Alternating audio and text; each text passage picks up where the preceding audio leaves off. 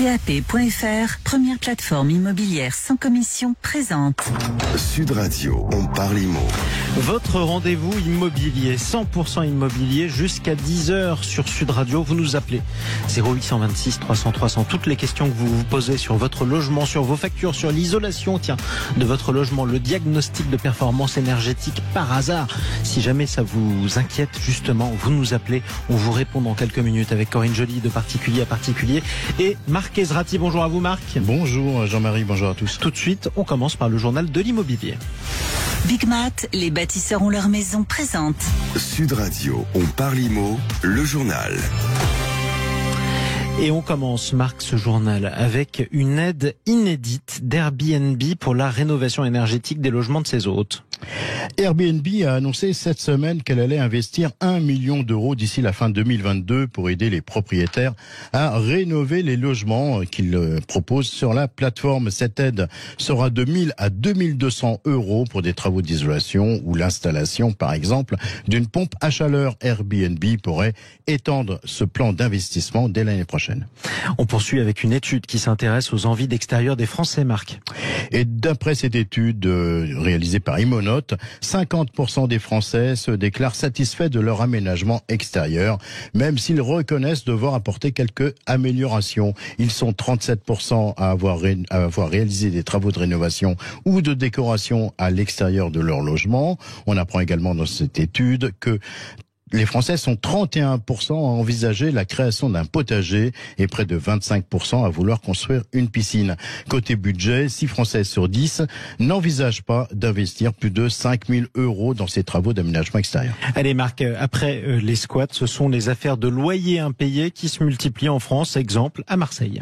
Et après une longue virée en Europe, un couple de retraités décide de rentrer en France et souhaitait récupérer leur résidence principale à Marseille qu'ils avaient mise en location afin d'éviter qu'elle ne soit occupée par des squatteurs durant leur absence. À leur retour, les deux retraités trouvent porte close. La locataire refuse de quitter les lieux. C'est là que commence le cauchemar pour eux, n'ayant aucune solution de repli. Ils sont contraints de dormir dans leur camping-car. La locataire ne paye plus de loyer depuis plusieurs mois. Pire, les bailleurs ont dû s'acquitter de la dernière facture d'eau d'un montant de 800 euros quand même. Oui, c'est charmant. Allez, on termine avec la vente d'un superbe château situé à une toute petite heure de la capitale. Et c'est un château qui date du XVIIIe siècle qui est à vendre à Vaux-le-Pénil. C'est en Seine-et-Marne, c'est à seulement 50 km de Paris. Ce château de 800 mètres carrés propose plusieurs suites, une vingtaine de chambres, 7 salles de bain. Le château d'Auroy, c'est son nom, est classé monument historique. Il dispose d'un parc de 18 hectares et d'un bois attenant de plus de 50 hectares, ce qui est assez exceptionnel en région parisienne. Le prix de ce bien est aussi à la hauteur de la proximité avec Paris, puisqu'il est proposé à près de 15 millions d'euros. Écoutez, s'il est magnifique, en tout cas, il nous date du grand siècle. Autant en profiter. Merci Marc Ezrati pour ces informations. Tout de suite, la Minute Viager avec notre partenaire Senior Consulting Group. Et Marc, beaucoup d'entre nous pensent que vendre en viager, c'est déshériter ses enfants. Est-ce que c'est vrai ? Alors, c'est le gros point noir du viager. Vendre en viager, ce serait déshériter ses enfants. Alors oui, c'est vrai, les enfants n'hériteront pas de la maison, mais ils pourront percevoir de l'argent et souvent bien plus que s'ils revendaient eux-mêmes la maison. Il faut savoir qu'en viager, le bouquet n'est pas fiscalisé contrairement au droit de succession. Il existe également des dispositifs en viager qui permettent aux héritiers de toucher un capital au décès du vendeur. Tout ça pour vous dire que non, vendre en viager, ce n'est pas déshériter ses enfants, c'est vendre sa maison tout en continuant à l'habiter et à dégager des liquidités que l'on pourra reverser à ses enfants, et ça sans être lourdement taxé. Bon, merci beaucoup Marc Ezrati. On vous retrouve dans quelques instants. Restez avec nous en compagnie de Corinne Joly, présidente de PAP.fr. On va parler du diagnostic de performance énergétique. Alors le dernier est très critiqué, notamment dans le dernier numéro de Que choisir, qui est actuellement dans vos kiosques justement. Tiens, est-ce que vous savez si le diagnostic de performance énergétique de votre logement est plutôt efficace et plutôt prometteur? Est-ce que vous êtes préparé à passer l'hiver? Comment modérer votre facture de chauffage? Pourquoi pas? Vous nous appelez 0826 300 300. On en parle dans un instant. À tout de suite. Sud Radio, le Mac de l'Imo, décryptage et tendance de l'immobilier. Votre rendez-vous 100% immobilier. On est ensemble jusqu'à 10h sur Sud Radio avec Marc Ezrati. Le Mac de la semaine, on parle du diagnostic de performance énergétique en compagnie de Corinne Joly. Bonjour à vous, Corinne. Bonjour. Présidente de PAP.fr, particulier à particulier. Marc Ezrati. Bonjour Corinne Joly. Bonjour. Alors Corinne, cette semaine on va parler du diagnostic de performance énergétique, le fameux DPE, dont de nombreuses erreurs des diagnostiqueurs font la couverture du magazine Que Choisir de ce mois d'octobre. Est-ce que vous pouvez nous en dire un peu plus ? L'UFC Que Choisir a réalisé une vaste enquête à travers toute la France en demandant à certains de ses propriétaires de maisons de faire intervenir plusieurs entreprises de diagnostic pour établir un diagnostic de performance énergétique. Alors avant de donner les résultats, je vais quand même parler de l'importance de ce diagnostic. Il vise à établir la classe énergie du logement, ça va de A à G. Et ensuite, il y a des conséquences à cette classe énergie, puisque potentiellement, vous devez, si vous êtes propriétaire investisseur, vous avez des interdictions de louer qui vont tomber. Il y a des aides potentielles pour faire de la rénovation énergétique. Bref, c'est quand même la base de tout le plan de rénovation énergétique des logements. Donc c'est quand même important que ça fonctionne. Alors, justement, c'est quoi le résultat de cette enquête ? C'est que ça ne fonctionne pas bien et c'est que les résultats du diagnostic ne sont pas fiables. Alors concrètement, à l'exception d'une maison dans la Drôme, toutes les maisons qui ont fait l'objet de plusieurs diagnostics ont obtenu des étiquettes énergie différentes. Et parfois, c'est pas un écart de juste une lettre. Il y a par exemple une maison des années 80 de 120 mètres carrés qui, selon les diagnostiqueurs, était classée soit D, soit E, soit F. Alors D c'est correct, F c'est passoire énergétique. Donc ce serait quand même bien que tout le monde se mette d'accord. Donc ça veut dire quoi ? Ça veut dire qu'ils le font au hasard ou ? Ça veut dire qu'il y a plein de problèmes en effet dans le remplissage, et que du coup la note est pas fiable. Il y a une autre maison construite en 2011 selon les normes basse consommation qui devrait obtenir A ou B, qui a obtenu E. Donc, ça paraît fou, on dirait presque un poisson d'avril. Oui, alors sauf que pas du tout. Ils ont fait ça en octobre pour éviter la confusion. Et c'est d'autant plus édifiant que quand même l'UFC Que Choisir, ils sont réputés pour leur sérieux. Et quand on lit la méthode qu'ils ont employée, on voit qu'ils ont vraiment essayé de faire ça bien. Le problème vient clairement soit des diagnostiqueurs, soit de leur logiciel ou de la manière dont ils les remplissent. Mais dans tous les cas, c'est extrêmement problématique. Il y a autant d'écart dans les notes. Et puis, c'est même pas le seul problème, puisqu'il y a aussi un problème sur toutes les recommandations de travaux. Et c'est quoi ça, les recommandations ? En fait, le diagnostic de performance énergétique, il se contente pas de vous attribuer une note de A à G. Il vous donne aussi des recommandations, grosso modo, pour que vous sachiez si vous avez une mauvaise note, d'où elle vient et comment vous pouvez corriger le tir. Donc là, par exemple, il y a des entreprises en Haute-Garonne, l'UFC Que Choisir a pointé une entreprise qui préconisait de remplacer les portes et les fenêtres, ce qui coûte assez cher et qui ne permet pas du tout en fait de faire de grosses économies ni de gagner une classe énergie. Il y a les pompes à chaleur qui semblent très très prescrites pour améliorer les étiquettes énergie avant les travaux d'isolation. Alors que normalement c'est isolation d'abord. Donc même les travaux sont pas très fiables. Ouais, mais du coup qu'est-ce qu'on fait ? Qu'est-ce qu'on dit ? Ok. Ça paraît fou, quoi. C'est fou. Et puis, comme je vous disais, ça a des conséquences. Il va y avoir donc des interdictions de louer basées sur la classe énergie pour les logements, dès janvier prochain. Les logements G, avec au-dessus d'un certain seuil, les G+, comme on dit, seront interdits de louer. Donc oui, c'est quand même très gênant que ce soit aussi peu fiable. Et le pire, c'est que ça fait 10 ans que l'UFC Que Choisir fait ce genre d'études à peu près tous les 2 ans et que les résultats sont les mêmes, qu'il y a eu 3 réformes du diagnostic de performance énergétique, à chaque fois pour régler son problème de manque de fiabilité. La dernière date de l'année dernière. Donc l'UFC Que Choisir a attendu que les diagnostiqueurs soient rodés. Et en fait, ça ne marche toujours pas. Au final, c'est quoi ? C'est un problème de compétence des diagnostiqueurs ? Je pense que ce serait un peu facile de n'accuser que les diagnostiqueurs. Je pense qu'il y a un problème de fond qui est qu'à la fin, on veut que ce diagnostic ne coûte pas 2000 € parce que les particuliers ne peuvent pas payer ça. Donc on essaye de le faire coûter 100-150 €. Du coup, ça veut dire à peu près une demi-heure de travail sur place. Et je pense que c'est difficile de dire quelle est la classe énergie d'un bien. Ils sont tous uniques, les biens, en 30 minutes. Donc forcément, c'est approximatif. Du coup, qu'est-ce qu'on peut conseiller aux vendeurs ? Alors là, c'est peut-être le plus affligeant de l'étude, c'est que l'UFC Que Choisir eux-mêmes, et donc je vais les rejoindre. Consommateurs. Voilà, on est à conseiller aux vendeurs qui ont une mauvaise classe énergie de refaire un autre diagnostic en espérant d'en avoir un meilleur. Donc le on en est refaire là. jusqu'à ce que la note soit bonne. quoi. Exactement. Il vous dit Voilà. si vous avez une maison F, refaites-le, vous allez finir par avoir Et une on meilleure rappelle note. que ça coûte 100 à 150 euros. Ça hein. coûte 150 euros, mais Voilà. ils disent que c'est tout de même moins cher que les travaux de rénovation énergétique. Voilà qui est dit. Effectivement, mais écoutez, on est ravis d'apprendre tout ça. Corinne, restez avec nous. On vous retrouve dans quelques minutes pour le coaching IMO. Tout de suite, place au témoin de la semaine. Aujourd'hui, un homme au destin tout à fait extraordinaire. Le meilleur mandat.fr pour choisir votre agence immobilière en toute tranquillité présente. Sud Radio, on parle IMO, le témoin de la semaine. Et aujourd'hui, on accueille Éric Boischu. Bonjour Éric. Bonjour Marc Ezrati, merci de m'accueillir. Commandant de bord sur Boeing 777, vous pilotez ces mastodontes déserts vers des destinations aussi magiques que Rio, New York, Tokyo ou encore Tahiti. Mais cela fait aussi plus de 30 ans que vous exercez dans l'immobilier. C'est d'ailleurs votre premier métier. En 1984, vous étiez déjà technico-commercial dans la promotion immobilière. En 85, vous avez l'opportunité d'intégrer une grande compagnie aérienne nationale en qualité de steward. 2 ans plus tard, une formation de pilote sur l'aéroport de Cannes-Mandelieu. Ça tombe bien, c'est à cette époque que votre compagnie recrute massivement des pilotes et en décembre 98, vous décrochez le Graal. Votre premier vol, vous l'effectuez en décembre 98 sur Airbus A320.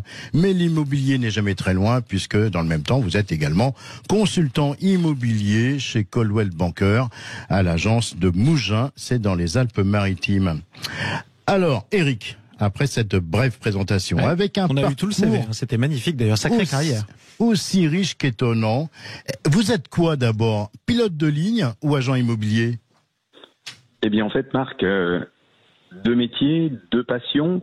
Je suis avant tout un homme passionné et je cloisonne mes activités. J'ai une partie de mes activités principales qui est l'aéronautique, mais l'immobilier n'a jamais été très loin.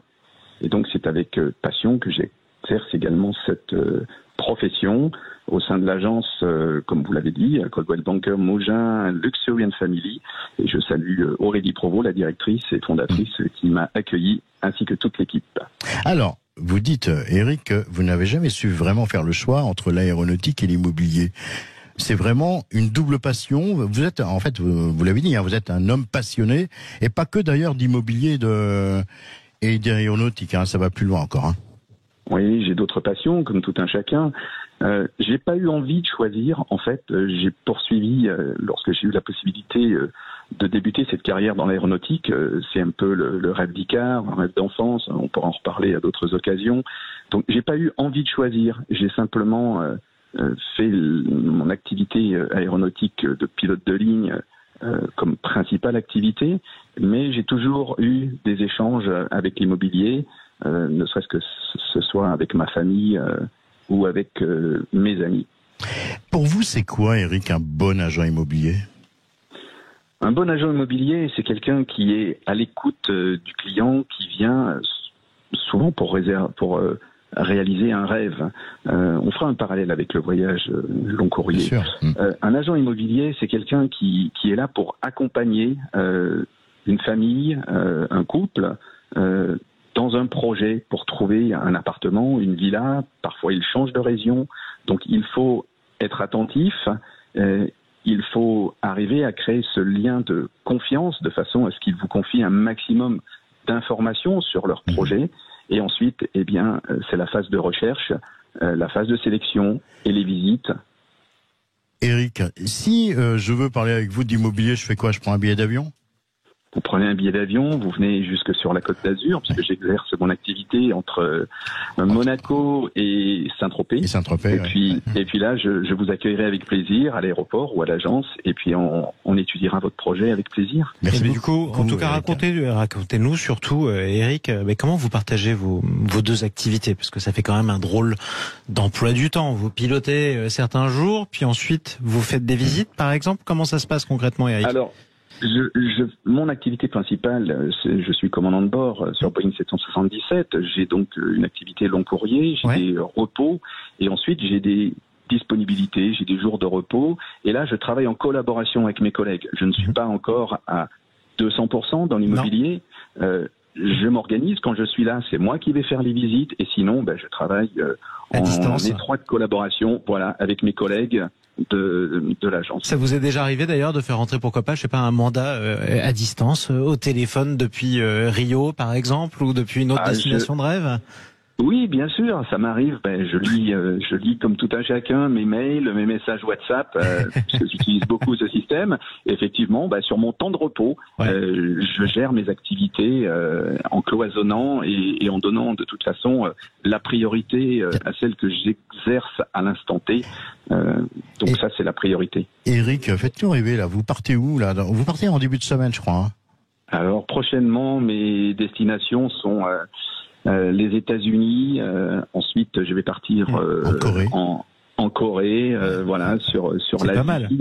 Et ensuite, j'irai vers une de mes destinations privilégiées, qui est Los Angeles. Bon, écoutez, c'est plutôt pas mal d'ailleurs. En tout cas, si vous arrivez en plus à vendre ou alors à acheter des propriétés du côté de Malibu dans ces parages, je pense que vous aurez fait le plus gros chiffre de l'année pour votre agence en plus. Bravo pour votre double vie, Éric Boisjus. Attrape-moi si tu peux. C'est presque le nom de la vie, le titre de la vie d'Éric Boisjus. Bravo à vous pour votre double passion. À très vite, Éric. Au revoir. À très bientôt. Au revoir. Allez, restez avec nous sur Sud Radio. On se retrouve dans quelques instants. On parle IMO avec Corinne Joly, présidente de Particulier à Particulier. Place au coaching IMO avec vous tous qui nous écoutez. 0826 300 300. C'est le moment de poser des questions, chers amis. Vous avez un doute, vous avez une question sur votre logement, par exemple, sur le logement en général. Vous nous appelez, on vous répond au 0826 300 300. À tout de suite. PAP.fr, première plateforme immobilière sans commission présente. Sud Radio, on parle IMO. Votre rendez-vous 100% immobilier sur Sud Radio jusqu'à 10h avec Marc Ezrati et Corinne Joly, présidente de Particulier à Particulier, PAP.fr. Je l'ai dit, toutes les questions que vous vous posez, le logement que vous cherchez par exemple, 0826 300 300, vous nous appelez et on essaye de vous répondre, notamment avec Corinne Joly. Aujourd'hui, c'est Apolline qui nous appelle. Bonjour à vous. Oui, bonjour. Et bienvenue sur Sud Radio. Merci. Bonjour Apolline. Alors, qu'est-ce qui vous arrive? Comment on peut vous aider? Alors, moi, pour vous faire court au niveau situation, je suis en couple avec du coup mon copain. Nous sommes tous les deux en freelance et on a eu beaucoup de réticence de la part des propriétaires sur le fait que nous ayons ce statut professionnel. Et du coup, ça a été très compliqué. C'est ça, hein? Oui, c'est ça.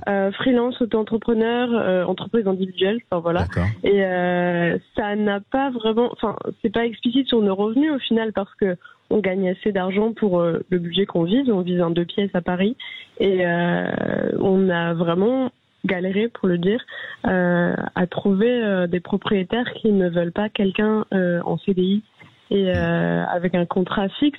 Et au final, nous, nos revenus sont suffisants pour les loyers qu'on veut. Enfin, voilà.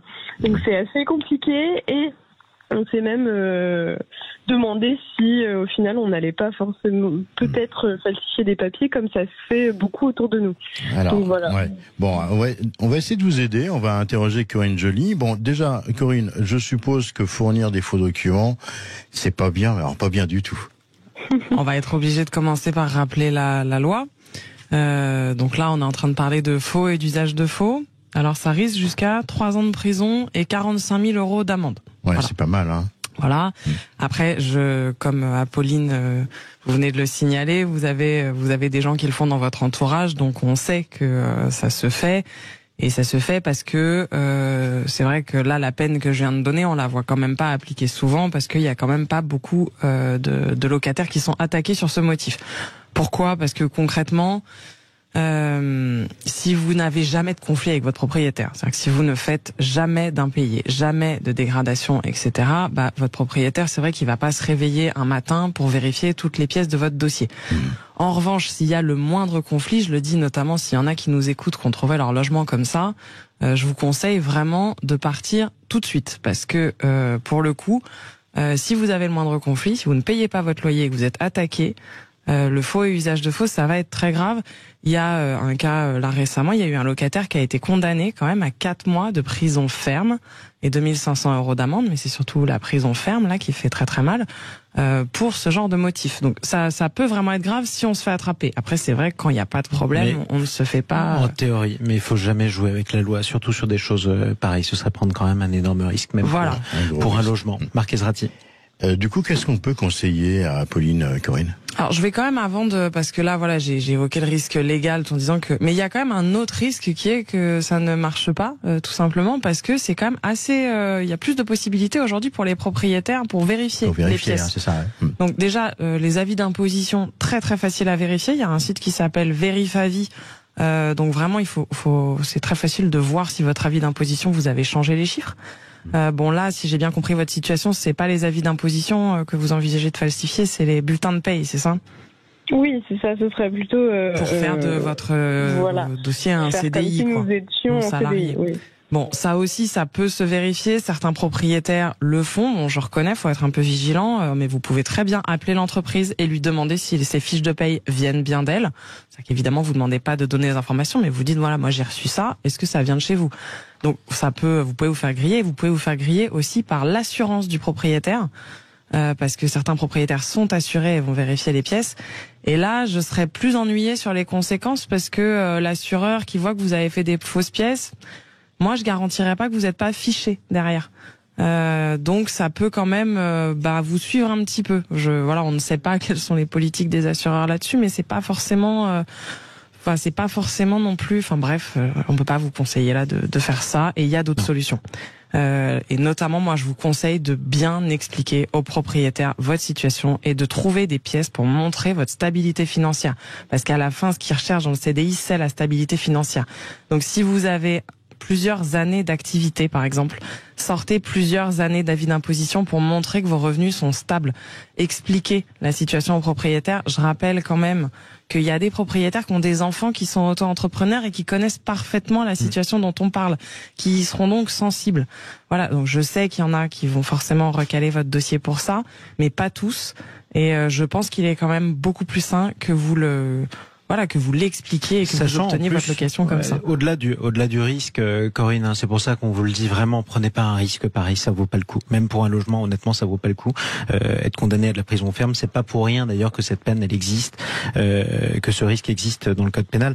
Mais au-delà de ça, il y en a de plus en plus des auto-entrepreneurs. Alors du coup, ça pose énormément de problèmes pour les cotisations, parfois pour la stabilité des revenus, pour certains aussi. Mais du coup, ça veut dire aussi que de plus en plus de propriétaires sont au courant que ça existe et que c'est une manière de vivre, de travailler et de gagner sa vie même de façon sécurisée. Alors, c'est peut-être pas le moment de vous le dire parce que vous êtes confronté effectivement à ces propriétaires qui vous répondent pas, mais il y en a aussi beaucoup qui peuvent comprendre votre situation. Ouais, je rejoins à 100% ce discours. On ne peut que vous conseiller de l'expliquer correctement. Donc dès le premier message, quand vous prenez contact, vous le dites, et juste à côté, vous adossez la stabilité dont vous avez parlé. Vous avez les revenus, ça fait plusieurs mois, années que vous exercez votre activité, elle est stable. C'est vraiment ça à la fin qui intéresse les propriétaires, et je pense que vous pouvez décrocher un logement avec ça. Ne rentrez pas dans les fausses pièces.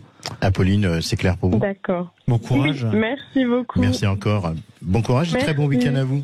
Et on vous Bon souhaite week-end à bonne vous chance, surtout Apolline. On espère que vous allez trouver que ça va se régler. Et que vous allez nous tenir au courant. Ouais, que vous allez nous tenir au courant. Vous n'êtes pas la seule dans ce cas, mais on sait que c'est très compliqué. 0826 300 300, je le rappelle d'ailleurs, tous ceux qui ont ce genre de questions à poser, c'est justement pour ça qu'on est là. Donc on peut vous répondre, vous dire ce que vous pouvez faire et ce que vous ne devez pas faire.